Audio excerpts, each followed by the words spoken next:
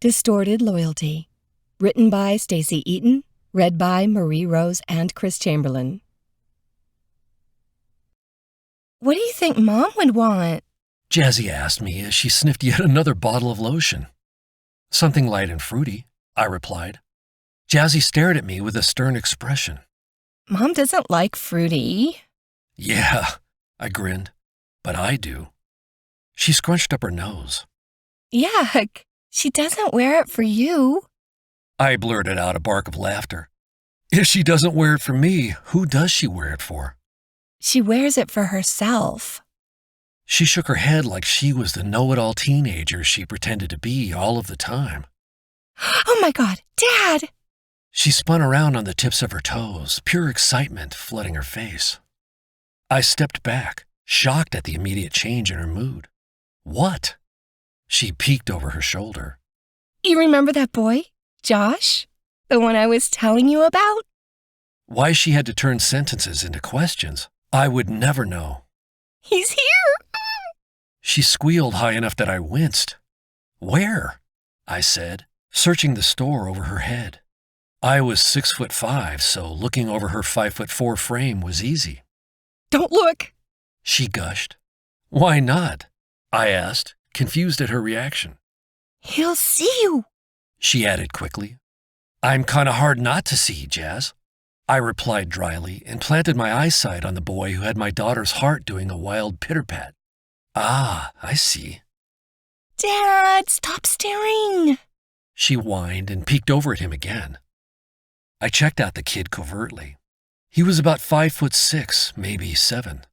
His hair was cut short, and he had some kind of hair product in it that helped the front stand up and look fashionably wet. His jeans actually came up around his waist and didn't hang off his hips. Thank God for that. He wore a thick hoodie and either looked scared to death or embarrassed as hell to be standing in the store. I switched my view over to the woman with him and found her much more interesting to inspect. She was almost his height and lean. Her light brown hair hung straight down to hit below her shoulders.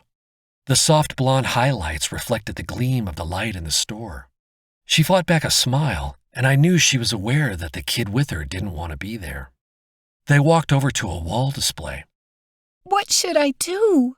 Jazzy asked, and I peered down at her, totally confused by her question. What do you mean, what should you do? She got that well, duh look on her face. Should I go talk to him? I held back the laughter that bubbled inside me. Sure, go talk to him. She bounced up on her toes. Okay. Before I could say another word, she hightailed it to his side and said hello. Wow, to be a kid again, I thought as I moved closer and listened to Josh's mom encourage Jazz to help her son. It dawned on me as she walked away that he must also be interested in my daughter. He looked like a decent kid, and she was 16 now. I had to let go a little bit, didn't I? Well, maybe not yet. I stepped over to Josh's mom and, without thought, leaned down and whispered in her ear. Her eyes widened as she twisted around, and I wondered if I was about to be smacked. I wasn't normally flirtatious, but there was something about her that brought it out of me the moment I laid eyes on her. Her irises were bright blue, like her son's, and her skin looked soft. Somehow, the initial banter between us turned sultry as we discussed the exciting things to come first in a new relationship. She drew me in with her easy smile and gentle voice. But nothing compares to the anticipation of the first kiss, I said as I looked down into her face and took in the little flicks she did with her tongue. What kind of fire was I playing with? It took me a moment longer than her to break out of the little fantasy we had indulged in when her son yelled to her. Before I understood what was happening, she dropped a bottle on the table, and I caught the other two she knocked off and stacked them before I followed her. She ran toward the parking lot, her son right behind her. A large blue van sat in the traffic lane, and people were converging on the area. I heard her yell to someone to call for help just as I rounded the corner. It took me a moment to realize that the woman lying on the pavement, bleeding from her head, was my wife. Oh my God, Ilana! I fell to the ground beside her, my normal calm demeanor shaken to the core. I was unable to process anything besides the fact that my wife of 17 years was unconscious on the ground.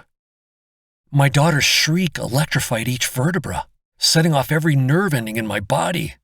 Grant, take care of your daughter.